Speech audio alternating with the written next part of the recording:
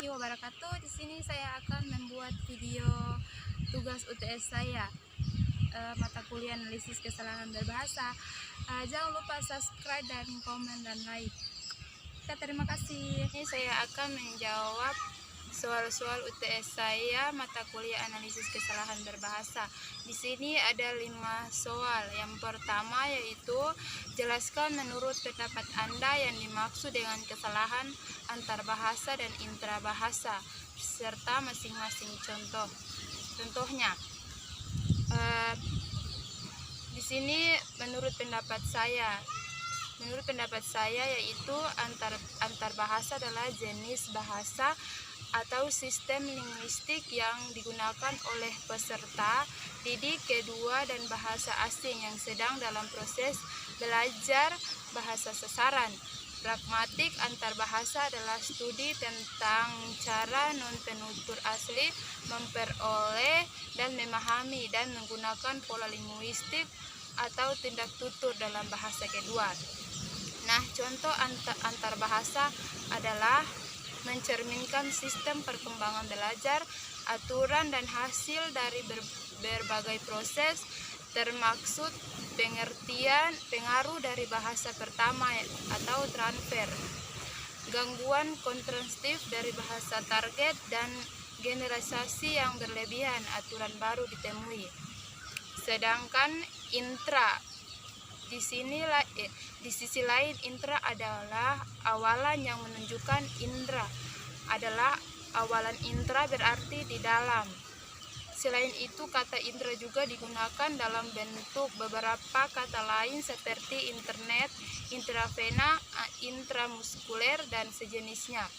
Contohnya kata penghubung atau konjungsi antara kalimat dan intrakalimat. Contoh kalimat adalah anak yang memiliki kecerdasan di atas rata-rata, bahkan kecerdasannya setara dengan orang dewasa. Soal yang kedua yaitu uraikan menurut Anda 5 metode analisis kesalahan berbahasa yang pernah diungkapkan oleh Ellis dan Tarigan. Jawabannya adalah yang pertama, 1. Pengertian kesalahan berbahasa. Yang kedua, kategori kesalahan berbahasa. Yang poin ketiga, sumber kesalahan berbahasa. Yang keempat, tujuan analisis kesalahan berbahasa. Dan yang kelima yaitu metodologi analisis kesalahan berbahasa.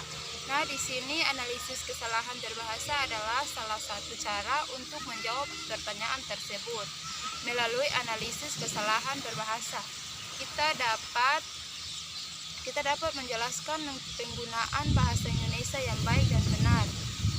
Bahasa Indonesia yang baik adalah bahasa Indonesia yang memenuhi faktor-faktor komunikasi.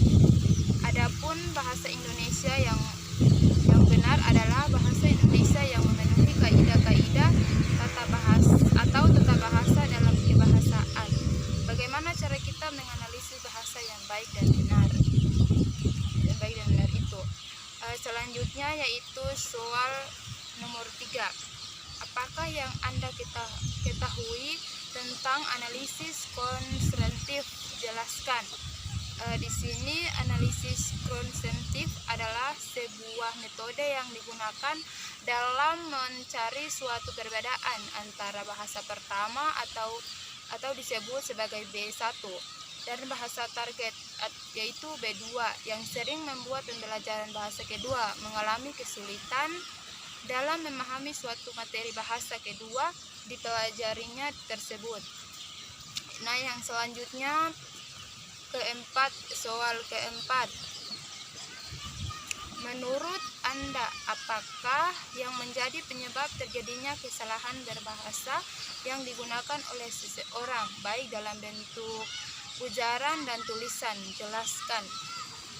Jadi menurut saya yang menyebabkan terjadinya kesalahan berbahasa yaitu kekeliruan dalam berbahasa disebabkan karena faktor deformasi, sedangkan kesalahan berbahasa disebabkan faktor kompetensi.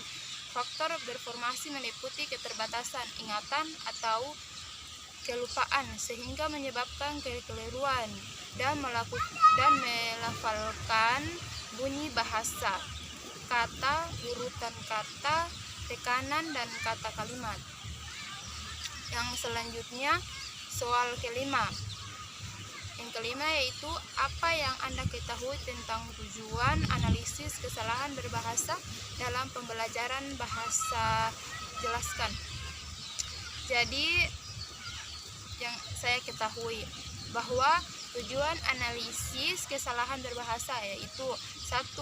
Menentukan urutan pengajian butir-butir yang diajarkan dalam kelas atau dalam kelas atau buku teks. Misalnya urutan mudah sukar. Yang kedua, menentukan urutan jenjang relatif, penekanan, penjelasan, dan latihan berbagai butir yang diajarkan. Nah, itu saja hasil jawaban UTS saya. Lebih dan kurangnya saya mohon maaf. Wabillahi taufiq wal hidayah. Wassalamualaikum warahmatullahi wabarakatuh.